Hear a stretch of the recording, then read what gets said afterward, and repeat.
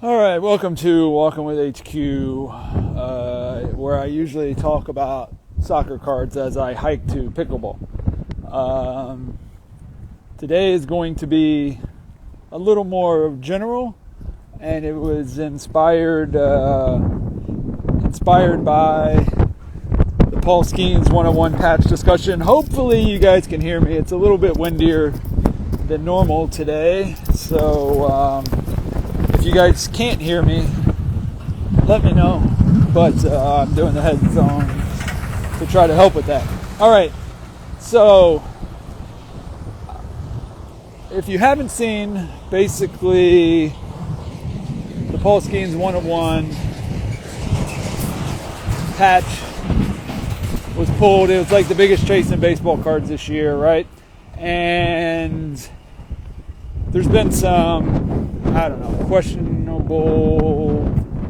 it's been questionable of like why it was, there's very little details, I guess is what I should say. So some people are thinking the worst because in 2025 for a card like that to come out and not be posted anywhere for almost a month, and then Topps is the one that posts it, and then the next day it's at PSA, and then it gets sold on Fanatics, will be getting sold on Fanatics platform. Just has some people feeling uneasy, and I don't blame them.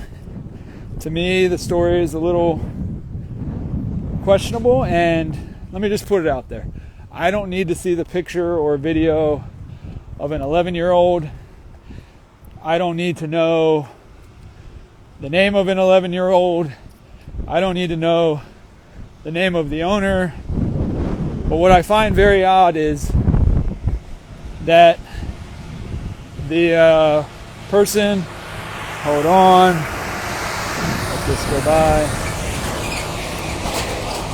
I find it a little bit odd that a person can buy a hobby box from somewhere and then it just not come out until like Topps. Basically, they would have to not want to flex, not want to share it with anybody. Real quick, here's the sunset. The sunrise. All right, that's cool. Whoops. All right, so basically they, in 2025, every kid wants to flex. Most kids want to flex. Most kids want to share their excitement. Most parents want to share their excitement. And so that part of it doesn't really necessarily add up. And then the fact that I guess it goes from Topps directly to a PSA submitter who's also friends with Ruben. I don't know. Whatever. That doesn't matter. The bigger question is around hobby transparency and monopolies. So I was listening to Sports Card Live and somebody actually asked a good question. And that was, should Topps let people know when, in the case of redemptions, should Topps let people know when case hits and huge cards like this are pulled? And I had never really put too much thought into that, but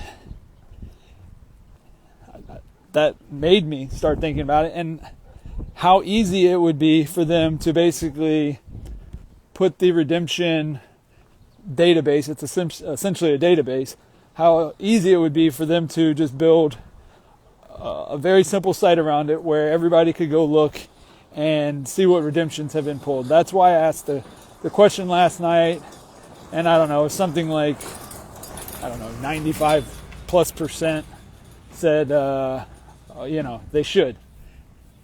And I purposely didn't put Panini because I think at this point right now, Fanatics / Topps and Panini are two totally different cases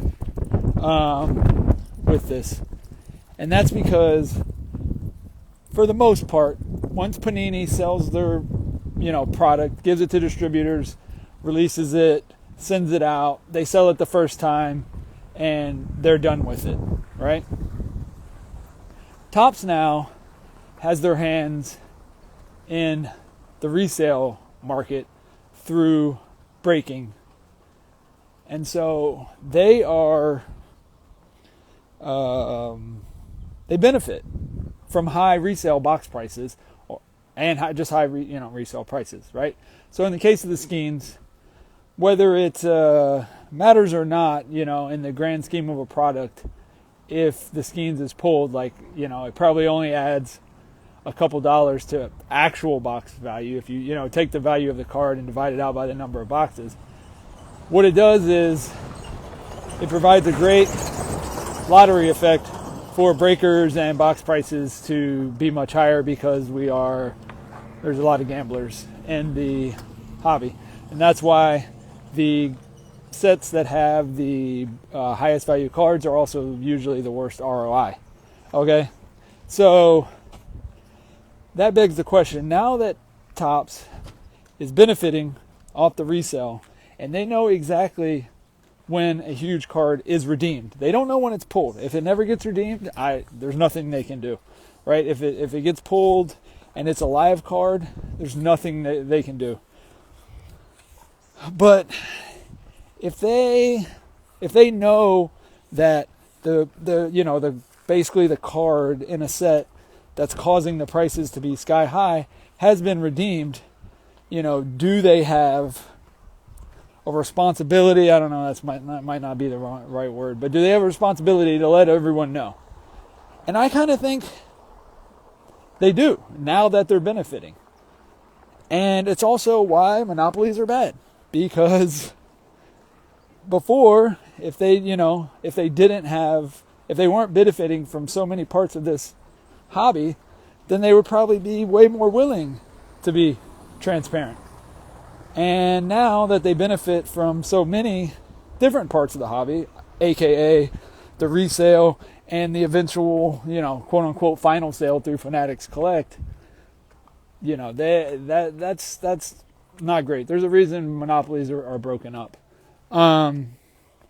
So that's my biggest problem with the whole Skenes thing. I do think it's a little fishy, but at the end of the day, I don't open wax much anymore, because I let's just say the math doesn't math out for me as a regular person. I do think there's some advantages given to certain people. I do think Topps does know where certain cards are. That I've thought that ever since the Michael Rubin, Jackie Robinson, Antoine Griezmann reply. So that's just kind of where I am on that. But I do think that the transparency bar is going to be bigger and bigger going forward, because whether we like it or not, there's so many people that are in this hobby to open wax or to get involved with the chance of hitting huge cards. Let me see what Rodman had to say here. All right. Nike has a friends and family. Some hard to find collabs get dealt by executive. Yeah, Rodman. So Rodman basically says Nike has a friends and family thing where for hot drops they have access to it.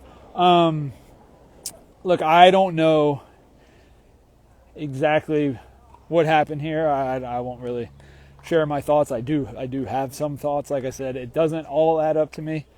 But I will say I do think Topps knows where certain cards are in certain boxes. And as I said, I've thought that since the Michael Rubin. His reply was basically, I'm paraphrasing, but it was basically, I didn't know that Jackie Robinson when it was in this box. I just grabbed the box that was in my office. So, take that for what you will.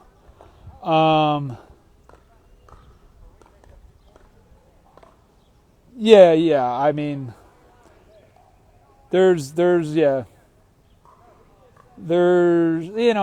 always this excuse of, oh, well, breakers open so many, cases. Of course are going to hit the biggest cards.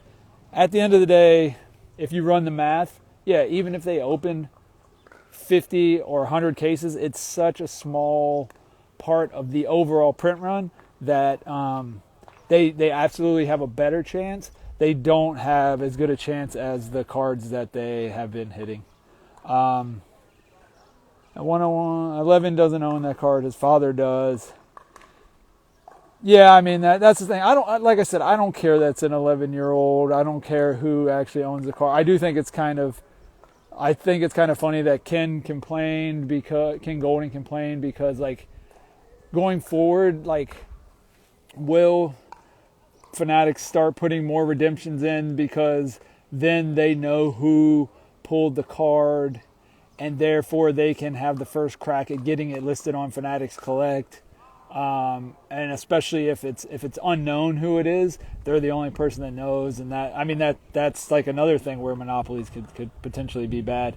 But all right, guys, yeah, that wasn't very soccer card specific, but that was just something I had to get off my mind, and especially when I thought about the redemption side and how everybody seems to agree that Topps should let us know what was redeemed. So, all right, guys, have a good day.